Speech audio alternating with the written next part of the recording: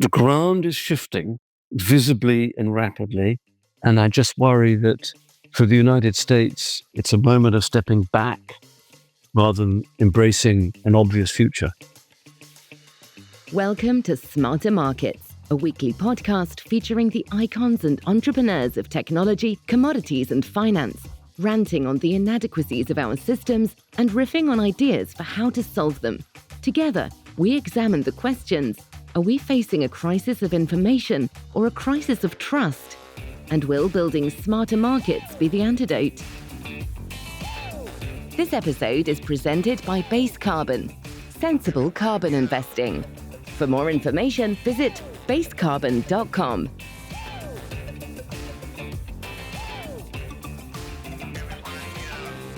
Welcome to Catching Up on Climate on Smarter Markets. I'm Dave Greely, Chief Economist at Abex Technologies. Our guest today is David Shukman, BBC News science editor turned independent consultant.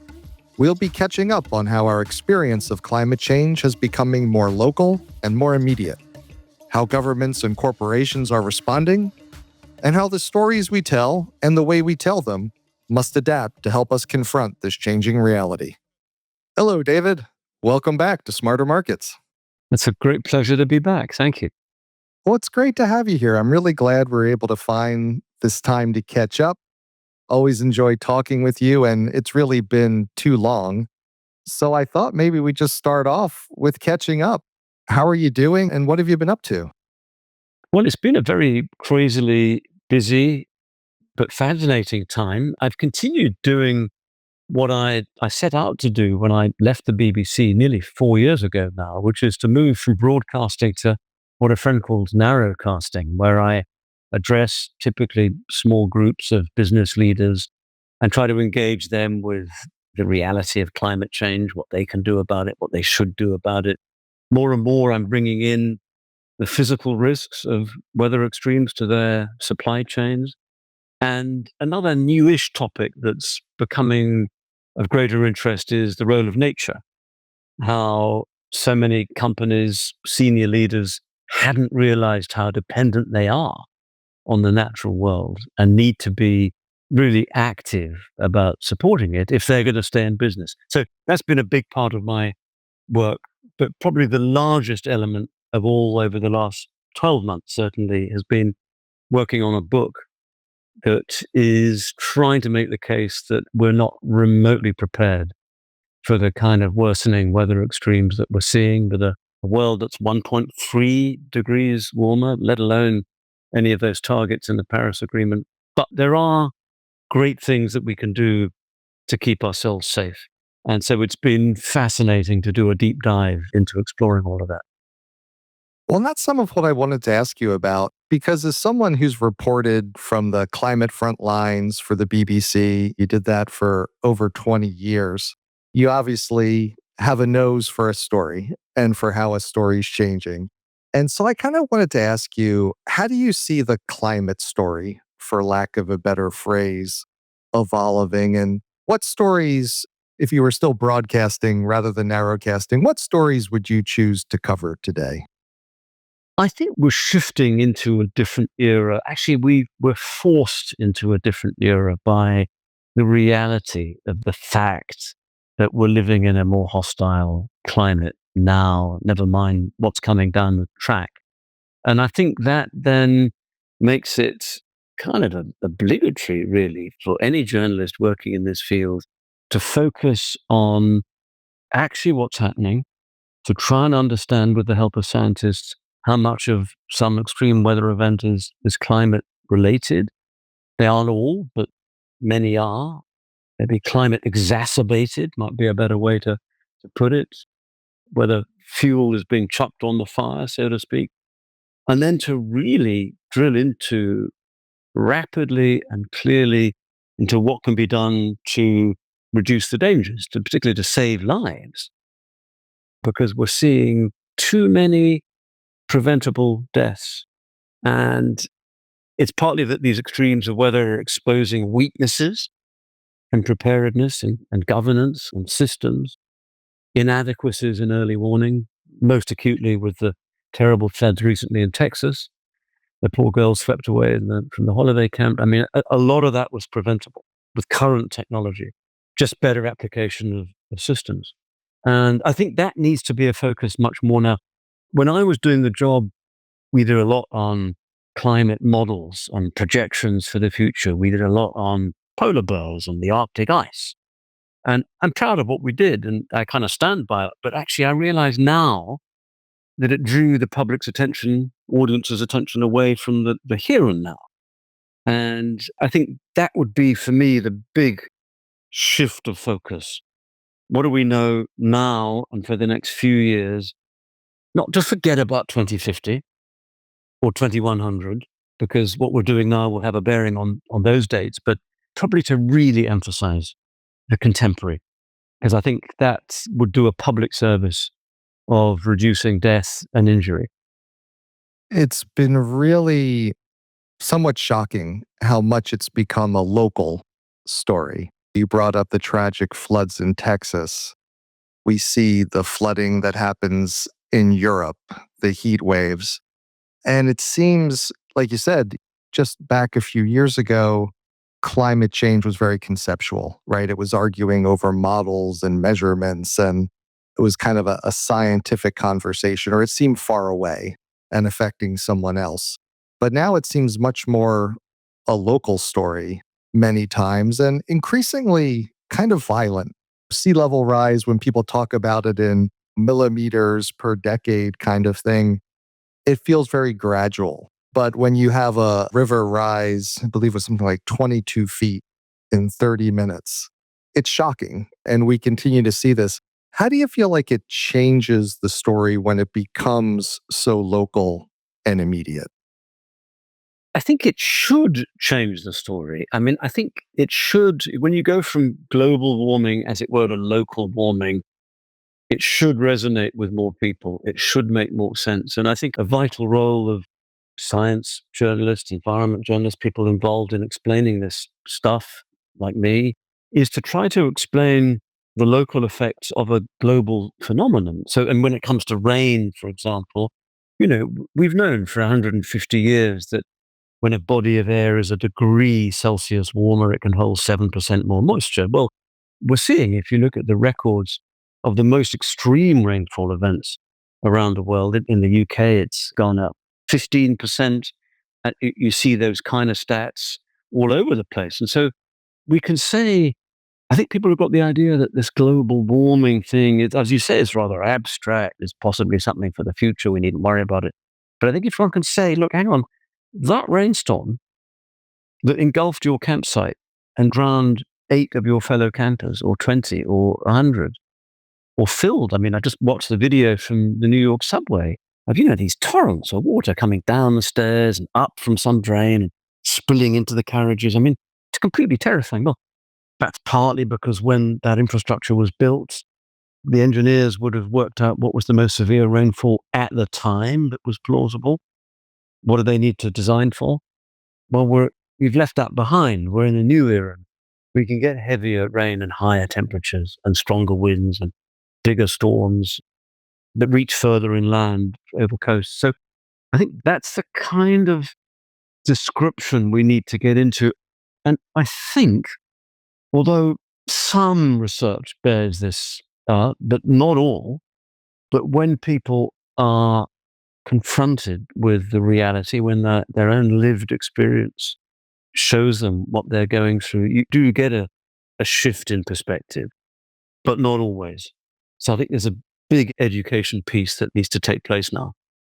And I think a part of that education piece is, even just a few years ago, the focus was on the 1.5 degree target, that we need to keep the temperature globally below a 1.5 degree Celsius rise from pre-industrial levels.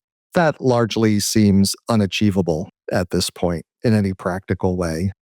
So I wanted to talk to you about, how is the climate story shifting to one of experiencing the consequences and adapting to the changes we're already experiencing and are going to experience, rather than trying to prevent it? I found it really interesting when you talked about the New York subways were designed by engineers for their understanding of the weather patterns at the time. much of our infrastructure was designed with certain weather patterns in mind. That's changed. That's going to require large scale adjustments in many places. Are we even prepared for what it means? I think we're starting to see this now. Conversations I've had with people for the book have been fascinating. I mean, for example, hydrology experts, people who know about river flow and how to manage floodwater, basically saying the textbooks and the previous 100 years of data, of course, we'll consult them, but we are now recognizing we're in a new era. People talk about a new normal, which I don't like because it suggests a new static situation. But actually, I think what we're learning is this is nonlinear. We're kind of in a zone where things can be off the scale. And so for engineers, that's a complete nightmare. But at the same time, talking to a guy who was a very senior figure in the Extinction Rebellion movement, whose entire focus was trying to shut off the fossil fuel tap as rapidly as possible to reduce the amount of carbon being blasted into the air and making things worse. He has now shifted to saying, hang on, we've still got to do all that, the carbon tap thing, but we have to recognize that whatever's been done until now hasn't really worked and we're living with the consequences. So we have to address, how do we live? How do we survive? How do we adapt to the new reality? And then on another track entirely, someone sent me a copy of a report pulled together by BlackRock, and it was designed for investors and that community. It wasn't really meant for someone like me to see. And it was about the financial opportunities of a worsening climate. And they couched it in terms of thinking of the extraordinary business potential of air conditioning, of air filters for when there are more wildfires and the air quality declines. Huge potential projects in building flood defenses. And the list, there's a long and very detailed and fascinating list of potential business opportunities getting into buying shares in companies that do this stuff. And I thought that was initially I thought, well, that's a horribly cynical take. But then I thought, well, actually, if we accept that we're in this new reality, we're going to need these products. Hospitals will need air conditioning. We will need more flood protection. So in a way, perhaps it's a good thing that the financial sector is, at least in their regards, waking up to this. So I think lots of very different strands, very disparate and possibly mutually exclusive, but actually all now saying kind of the same thing. And I found that fascinating. I loved your approach to now going, as you said, narrow casting. So much anymore is people wanting to go to social media and throw the widest net possible. So I find it really interesting that you've had more targeted conversations. And why did you choose the narrowcast path? I'd done broadcasting for 38 years in the BBC in different roles. As you say, 20 of them were to do with environment, science, climate. And I came to a moment when I left the BBC and I didn't want to stop working. And I desperately wanted some different form of work. And through a few friends and contacts, these opportunities arose to speak to the executive teams of some big companies. And they liked what I did and I enjoyed it. I particularly loved it when around the table there might be someone who wouldn't denounce me, but would really have a go at me, pick up line. Oh, the climate's always changed. Why do you people say it's because of our activities or whatever? And that would give me an opportunity to explain where the evidence lies. So I just found it a really interesting activity. And what I particularly enjoy and have done more of recently is when you bring together different stakeholders from very different sectors to discuss a problem. So most recently in London Climate Action Week, there was a fantastic roundtable discussion about how to make cities more resilient to extreme weather and how to prepare them for the future, actually prepare them for now. And one of the big angles was, what can we do to encourage people to prevent their health from getting worse? Because if you do that, you reduce the burden on hospitals, you reduce the number of journeys, maybe by car from a home to a hospital, you reduce all kinds of pressures. And we had around the table representatives of some very big corporations, major scientific institutions, not-for-profit groups, other experts, many different countries, people from different cities around the world. And I was in the hot seat. It was a lunch discussion. I didn't get to eat, actually, because I was so busy trying to make sure everybody could contribute and see where we could land. And at the end of the 2 hours, I think we got somewhere. And I found that really interesting. I just think for me, it uses different brain cells to, if you're reporting, when you're a bit more on transmit, well, receive, talking to people, and then transmit as you're broadcasting. This was necessarily much more nuanced and engaged and trying to see where there are differences and see where there are connections, and all the time thinking constructively about what do we end with and then what comes next. I find that very rewarding. And are there certain points or issues on which you've been finding people can have constructive engagement where they are able to reach each other and kind of focus on practical paths forward? Yes, I think there are. Just one example from London 4 years ago now, that in the month of July, so 2021, there were two separate devastating flash floods that flooded the underground network, that flooded hospitals, flooded a lot of homes. Particularly, we have in London a lot of basement apartments. There was the risk of people getting trapped and drowning. And it led the local administration in London to say, well, like, hang on, we've got to find a better way to handle this. The trouble being that London is divided into more than 30 different little boroughs. Plus, you have a number of other institutions responsible for different aspects. If a raindrop falls on the roof of a house, that raindrop is the property of that homeowner. But when it reaches the street, it's the property of the local borough. When it gets into the sewers, it's the property of the privatized water utility, Thames Water. So, I mean, how do you unify all this? And actually, there's been a very effective, over the last couple of years, very effective bringing together of everybody relevant. And they've now come up for the first time with a strategy of how do you deal with so-called surface water flooding? How do we deal with these cloudbursts that we're going to get more of? And I find that really fascinating. I've been in touch with the people running it. And it's the kind of thing that people sometimes say, well, you come over, it's quite optimistic. And I think, well, yes, actually, if you can get these very different people together and getting somewhere, of course there are obstacles to come, funding, political support, you name it. Streets have to be dug up and there'll be local opposition. Of course, all that lies ahead, but at least there's a kind of recognition that a recognition of a necessary starting point. And we've got there. So I'll take that as a win. Have you been surprised at how kind of the leading edge seems to be the flash flooding? I don't know if I'm just kind of caught in seeing so much of it on the news recently, but going back to the point of climate change used to seem a little bit more remote, or it was about coastal communities flooding, or perhaps more powerful hurricanes. I don't recall hearing as much as about the intensity and frequency of like very severe, violent flash floods. Was that always there and we weren't paying attention, or do you think this has come on more quickly than people thought? I think it's your last point there.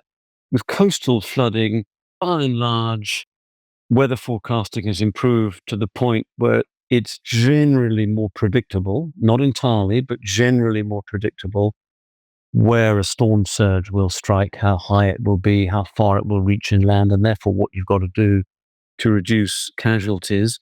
With river flooding, similarly, if you've got the right topographic mapping and you've got decent modeling and you know how the river's going to rise, you ought to be able to say, for example, holiday cabins shouldn't be so close to the river, they should be on higher ground. And therefore, you ought to be able to save more lives. Flash flooding tends to come, certainly in Europe, but also I think in Texas. You've got these big convective storms. You've got a messy humid, turbulent weather system that's not as neatly defined as a hurricane or a high pressure sort of heat dome, but it's a jumble, and it's very, very hard to know within it where the individual cells are going to download. And that task of forecasting is extremely difficult because you need to know, let's say, within a really small grid square, if you're really going to have an accurate forecast. And that's terribly difficult. I was with the UK Met Office scientist a few months ago working on this, and they admit it's a really tough challenge. So I think they're getting somewhere. They're better than they were, but it's still really quite tricky to know, is it that grid square or this one? And it makes a huge difference to what you tell people they should do. So I think we're discovering that as the atmosphere warms, as rain clouds can hold more moisture and therefore drop more, that actually cloud bursts causing flash floods are potentially becoming more lethal. I mean, there was a horrible example in China a few years back where the underground system flooded and people were on trains that ran out of power, and obviously they stopped and the water was rising, and officially 12 people died, but probably many more. And so our infrastructure isn't ready for this. So yeah, I think you're right. We're hearing more about flash flooding because it's probably the hardest to tackle. And certainly in the context of a city which is paved over, so there's no capacity to absorb the rainwater. I think that's where we're going to see. If there's one thing I dread waking up to every morning when I check out the news, it's some horrible flash flood in a big city. We know that that can cause absolutely horrific death tolls. I wanted to compare notes with you a bit because as I've talked to a number of people who are kind of active in the climate space and environmental markets, I've started to pick up a theme recently that people are doing more but saying less. A few years ago, everybody wanted everyone to know what they were doing about climate. And the concern was, are people talking a good game and not following through with meaningful action? Now it seems a little bit the reverse, that there are still a lot of people working on climate action, but they're being much quieter about it than they were a couple years ago. And I'm curious if you're picking up on the same thing or not. Absolutely. And I was talking at London Climate Action Week last month. I was talking to a lot of people about New York Climate Week and whether they were going. I'm planning to go. So, what were they going to be there and what were they going to do? So forth. And you're absolutely right that I think a lot of certainly corporates will be still sending teams, but much smaller than they might otherwise have done, and probably won't be putting on any events themselves, but will want two or three folk to sit at the back of someone else's event and kind of keep across the subject, but not go around trumpeting what they're doing. And I think at the same time, picking up on the agenda we've been discussing, I think more and more companies in particular with exposure to the States or being based in the States are framing anything they do around climate less around carbon emissions and more around resilience, how to best prepare, brace themselves for current weather extremes, because I think they see that as less political potentially. You don't have to use the words fossil fuels. You don't have to say anything about greenhouse gases. You don't have to challenge, the dismantling of the Inflation Reduction Act, or any of that. You don't have to go there. You can just say, yeah, there are these storms and floods and heat waves and fires, and our supply chains are more at risk, and we're doing something about it for the sake of our business, which I think, by the way, is really healthy for them anyway. But I think you're seeing a reframing along those lines. So I suspect from September, New York Climate Week onwards, we're going to get people talk about, there was that dreadful phrase, green hushing. You do the right thing, but you don't talk about it. So I think definitely a number of the companies that I've engaged with recently are more determined than ever to keep going because they think it makes sense. They know it's the right thing to do. They know it attracts bright young talent and a whole lot of other reasons, but they don't talk about it so much. Or if they do, they reframe it as resilient. So I think, yeah, there's a shift. But my hope is that enough bright, well-intentioned people will recognize, will read the science, and will know what's going on. And will know that not only is it the right thing for them to do as individuals, but the right thing for their organizations. Fingers crossed that that carries through. And clearly, there's been a large shift in the policy landscape, the US elections. How do you see that kind of redrawing the map on which this corporate action is decided? How do you see the policy landscape having changed, not only in the US, but how is that affecting how the rest of the world views its climate action? It's early days, but I think we're starting to see some really fascinating trends. I mean, without question, it's a blow to the international process not to have the participation of the world's largest economy. And there are all kinds of people who will try to say, oh, it's not that bad, we'll go it alone, whatever. It's a blow, there's no question. On the other hand, we're seeing a shift in the tectonic plates of global industry, by which I principally mean China, but not only China. I mean, 1 in every 2 cars sold in China is electric. I don't know whether you've kept across with developments with electric cars in China, but I mean, they are producing models that make Teslas look out of date and inefficient. There are a couple of models on the market in China that have batteries have 1,000-kilometer range, can charge in 5 to 10 minutes. All of that is feeding through into a revolution in the automobile industry. And car makers that can look up from their own desks and see what's going on must be terrified. Certainly in Europe, we're seeing a shock to the system. So there are tariffs on these Chinese cars to make them more expensive in Europe. But I mean, there's a BYD model that sells in China for $8,000. You're seeing one of those models being offered for sale to British customers of a power company, Octopus Energy, where there's no upfront capital cost. You pay £300 a month as a customer of the energy company, you get the car and you have bi-directional charging. So the power company gets to use your car's battery when you're away and don't need it to iron out intermittency of renewables. I mean, my point is there is an industrial revolution happening. And my worry for America right now is that this anti-EV, anti-solar, anti-wind, anti-battery, I mean, it's like, can you imagine, rewind a couple of 100 years and the pioneers of the steam engine in the UK coming up with the early designs and the first locomotives for a railway and all of that, absolutely transformational. And the French and the Germans and the Americans and others saying, no, we're not bothering with that. We're going to stick with the horse and the sail. We know what's best. And I just think this century that we're in, the Chinese, and they can do this, they're a one-party state, but I mean, the Chinese have set out an ambition very publicly and had done 15 years ago. I reported on it. They want to be an electro state. But already we're seeing how China is on the brink of importing less oil for the first time. Think about that. The world's biggest polluter, second biggest economy, actually growing economically and importing less oil. That's profound. And I think taking a really big picture here, I think it's a crying shame.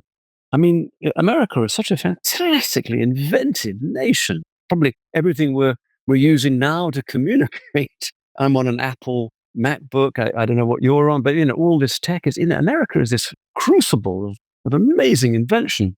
And I just think harnessed in the right way and allowed to flourish could really get us out of trouble faster. So I think if you look at a global landscape, we're going to see the Chinese are not slowing down. They're building enormous electric car factories in Mexico and Brazil. We're seeing them push into sub-Saharan Africa. If you're an emerging economy like Nigeria or South Africa, Kenya, and there's an $8,000 car offered, new, Chinese, happen to be electric, I can see them storming in that, coupled with solar, coupled with batteries, coupled with wind and all the systems that go with it. So I think the ground is shifting visibly and rapidly. And I just worry that for the United States, it's a moment of stepping back rather than embracing an obvious future. I was recently in Singapore and I saw my first BYD dealership. And it's just impressive. The quality, the look of the cars, everything in terms of their efficiency. And I think people in the United States who haven't been paying attention, I think they're trapped a little bit in an old story of China. And I think people vastly underestimate not just the scale at which China's operating, but the level of innovation and the speed of innovation, and frankly, how commercial many of the companies are in terms of their business dealings. If you agree with that part of the story, which it sounds like you do, how do you think people in the US, even Europe, kind of realize how much the world has been shifting? I think certainly in Europe, they're starting to see. I mean, BYD is just one. It's the most common, but there are others that are making inroads here with very attractive offerings, despite European Union tariffs. I was in a BYD taxi in London a few months ago. It was a stunning experience. I mean, it was no great luxury car, but it was beautiful and quiet and efficient, and the driver was incredibly pleased with it. So I think it's percolating into the national consciousness. It's triggering a response. I've just bought a new electric car, which is French, a Renault 5 electric model. That car maker realized that to meet the Chinese challenge, they had to be very inventive. They've dug into a kind of wonderful, sentimental, nostalgic thing and reinvented a very popular old brand of car, remodeled it totally. It's charming, it's sexy, it's efficient, very French. And that's what drew us to buy it. And so I think there are fantastic opportunities. Wherever you've got solar panel makers in Europe, they are playing on the Patriot card. Some will survive, some might not. I think that clever operators will team up with the Chinese and find an ingenious way to work together, because it's still the case, I think, that the greatest inventiveness lies in the West. I'm thinking of the next generation of solar panels. I mean, the ones that NASA sent to the moon in the early 70s had a 6% rate of efficiency. Now we're at about 20% for your standard panel. But I mean, there's the potential for 30 or more. If you double the layers, you have a layer of silicon and then a layer of perovskite, for example, you capture more of the sun's rays. I mean, all of that stuff, particularly the perovskite being developed in Europe, will probably be turned into a product in China, which would be sad for the European vendors. But that's where I think actually collaboration is potentially a very productive way forward. You have the great ideas and then you use Chinese manufacturing muscle, or you get the Chinese to build the things here. I don't know, but I mean, there are ways of thinking about this more imaginatively. I think if you shut the door, you try to shut the door, the rest of the world won't be doing the same. As I mentioned, Brazil, Mexico, Indonesia, and all of these fast-growing emerging economies, they just want cheap, good vehicles. And if they happen to be Chinese and they happen to be electric, well, no, best of all, if they're Chinese, but made in those countries, I think, suddenly we're going to see, potentially older industries are just not going to be standing. I mean, the same thing happened, in shipping, which I've done a lot of work on. As late as the 1870s, 80s, 90s, there were companies still offering new sailing ships to carry cargo, even if steam had been around for a century already. But I mean, by then it was clear, invest in steam, you have a more reliable vessel, you can deliver goods for your customers with greater certainty. But some of these vested industries, vested interests, understandably don't want to let go. They can't see there's another way. Was the famous one, is it Kodak? Didn't see a future for digital photography. No, didn't recognize that they were in the imaging business. Well, I think the same with car makers. They're not necessarily in the internal combustion engine business. They're just in personal transport. And whether it's cars or planes or electric something and whatever, that's what they're good at. I think we're going to see the kind of rest of the world syndrome, which wasn't plausible 20 years ago, let's face it. There were dominant industries typically in the West. The world is different now. And that ability to realize when and what's different and even be able to reframe things, like you said, like with Kodak, like we're in the imaging business, or a car maker's in the personal transport business. A lot of how we human beings frame and reframe things comes through the stories we tell ourselves and tell each other. And you're someone who is a long-term practitioner of the craft of storytelling.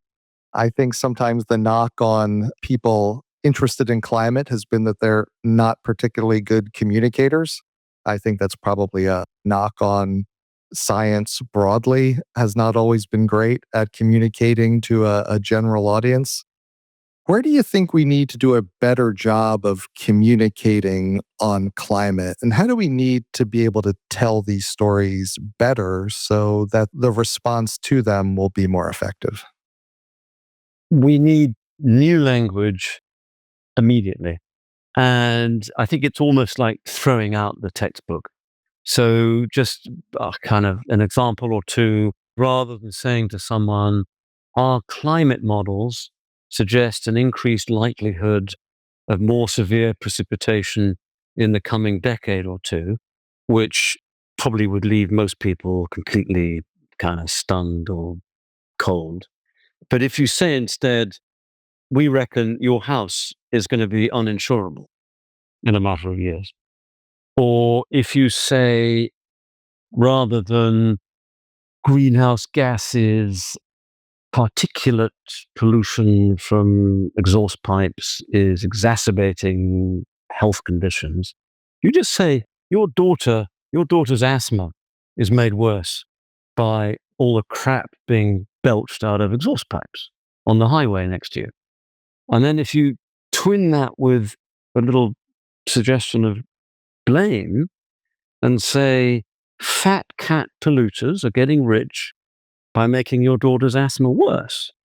Again, you've got another pathway. Now, I'm going to give credit for those examples to a wonderful guy called John Marshall, who used to be a big shot marketing guru on Madison Avenue, and then saw the light and wanted to do a completely different thing and contribute to this very question that you've raised with his work through the Potential Energy Coalition. And he's found that if you get the words right, if you avoid some and use others, so you don't mention climate, you don't mention greenhouse gases, you don't mention planetary, there's a whole long list you just don't go near. And then there's a list that you do use, you get, even amongst the most conspiracy-minded folk who you would think would be the last to engage with this subject, get it suddenly and wake up. And so it seems to me that just as MAGA is a clever turn of phrase, America first, I mean, these are brilliant. In Britain, we had take back control as the slogan to get out of the European Union. Actually, what John Marshall's work tells me is that there is the potential to find language that influences people and changes minds in a constructive way. And we just got to make sure that we keep using that language. I said this in a few events and whenever I get the chance, and sometimes people say, yeah, you're absolutely right. And then the next thing you hear them say is mitigation, adaptation, greenhouse gas emissions, Paris Agreement. You think, well, hang on, didn't you just hear what I said? So I think there's a long way to go, but it seems to me that the good news is that there is language that cuts through. We just got to make sure that people use it. Yeah, and I often think, especially with science communication, when people are trained in the sciences, they're taught to be very impersonal, right? You're supposed to be objective.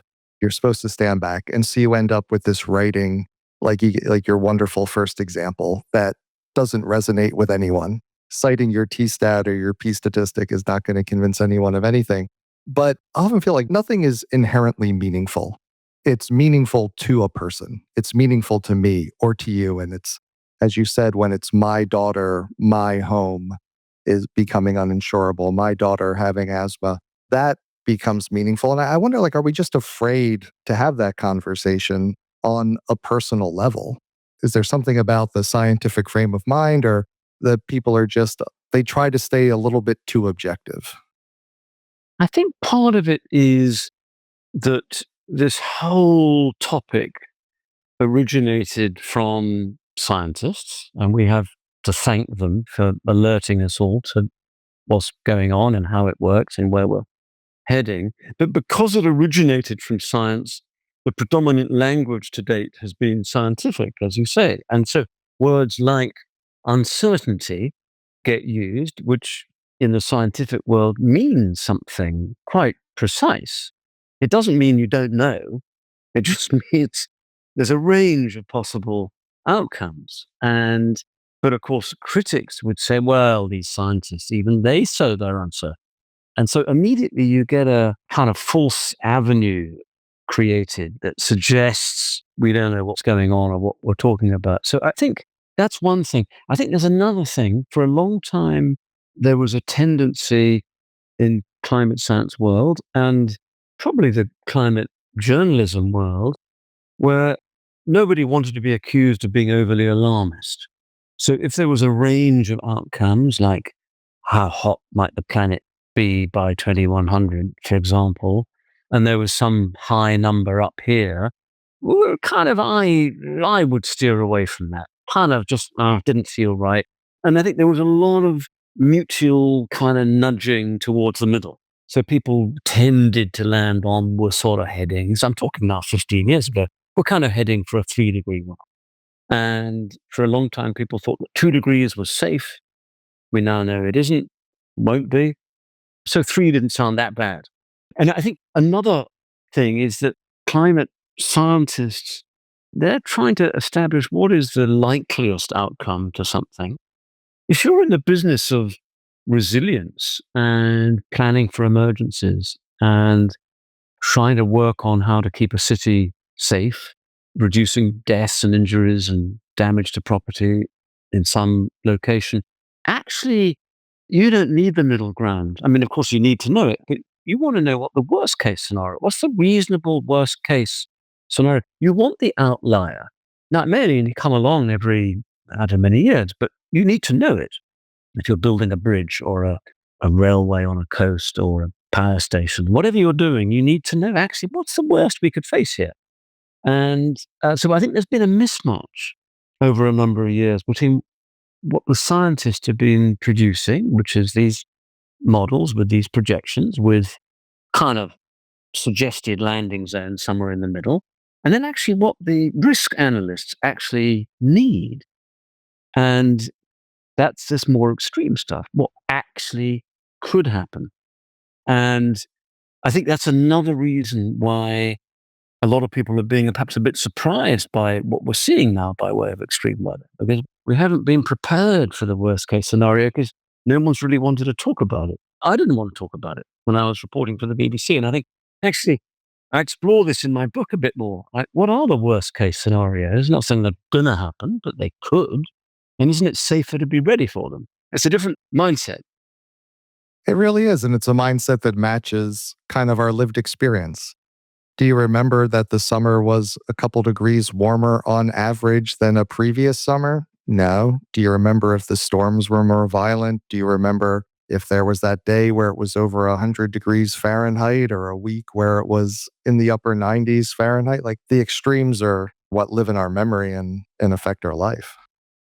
I think that's right. No one knows what these averages mean or what, but they definitely know that we never got flooded on this street, but now we do get flooded. Or our upstairs room used to be perfectly habitable in the summer, but now it isn't.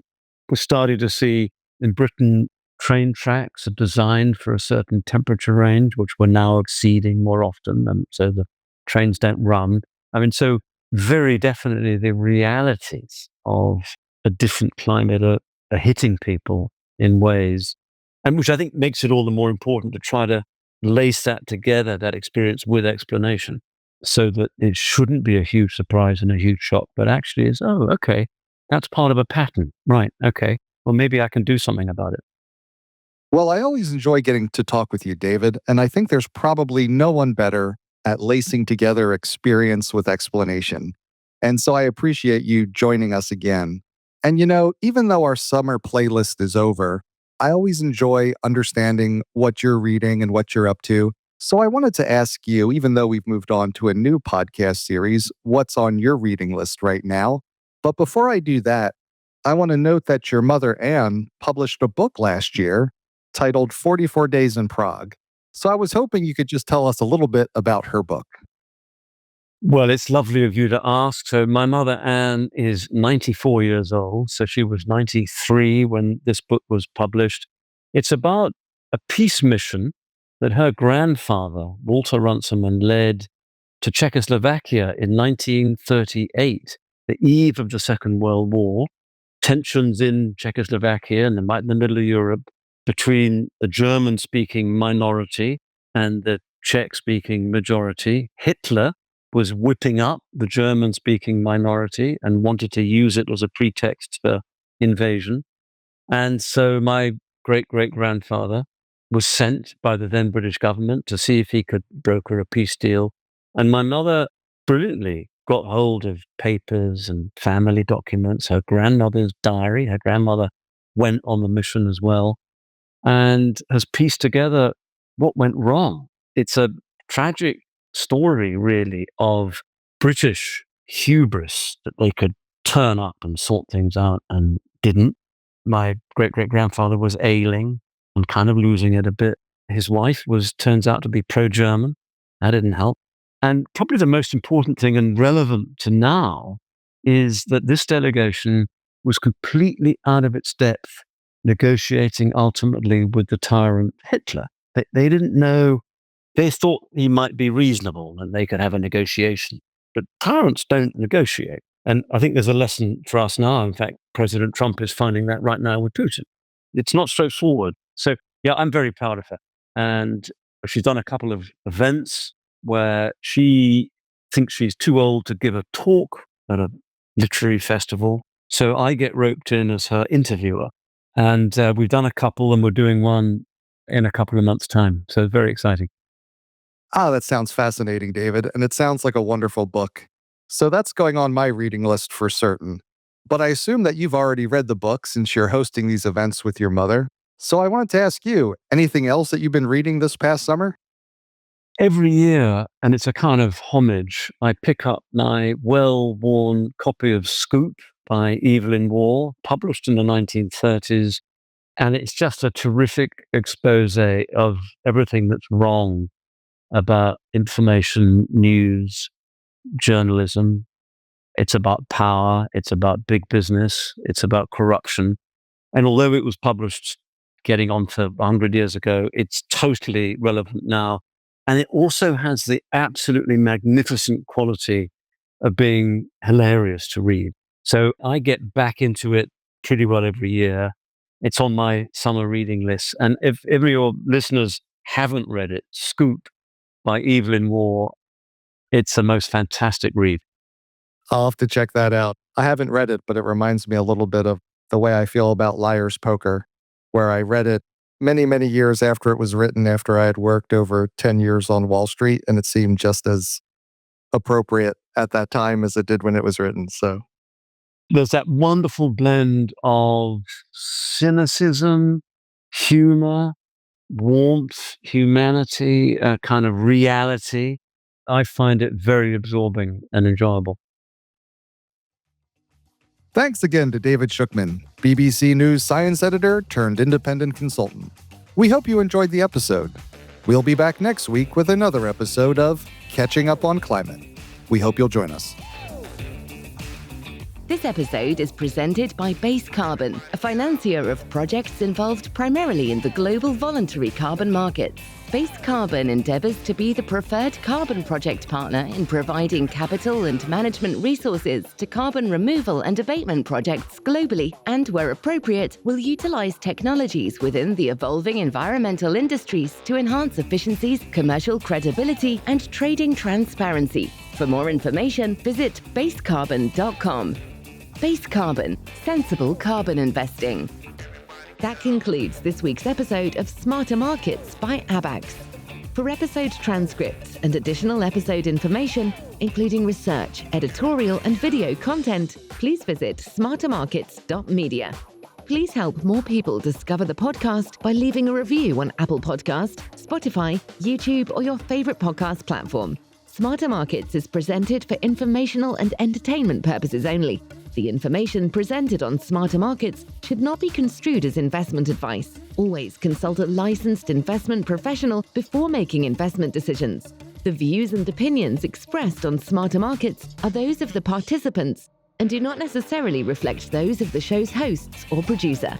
Smarter Markets, its hosts, guests, employees, and producer, Abax Technologies, shall not be held liable for losses resulting from investment decisions based on informational viewpoints presented on Smarter Markets. Thank you for listening, and please join us again next week.